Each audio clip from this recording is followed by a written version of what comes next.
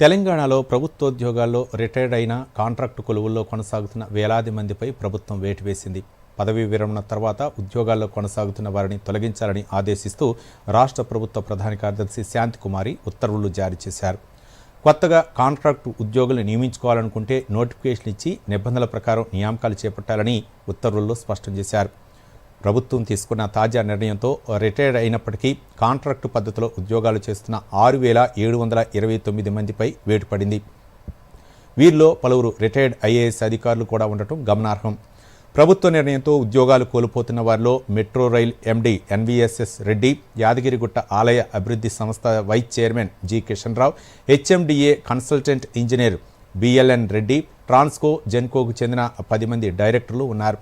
వీరితో పాటు HMDA, GHMC, Hyderabad water works, metro rail, RERA, మోప్మా కూడా, వైటీడీఏ ఇలా వివిధ విభాగాల్లో పనిచేస్తున్న రిటైర్డ్ ఐఏఎస్ అధికారులు, ఆర్డీఓలు, డిఎఫ్ఓలు, ఇంజనీర్లు, సాంకేతిక నిపుణులు, సెక్షన్ ఆఫీసర్లు, తహసీల్దార్లు, మున్సిపల్ కమిషనర్లు, డిప్యూటీ కలెక్టర్లు, అటవీ శాఖ రేంజ్ అధికారులు, చీఫ్ ఇంజనీర్లు, సహాయక ఇంజనీర్లు, అటెండర్ కేడర్కు చెందిన ఉద్యోగులు కూడా ఉన్నారు.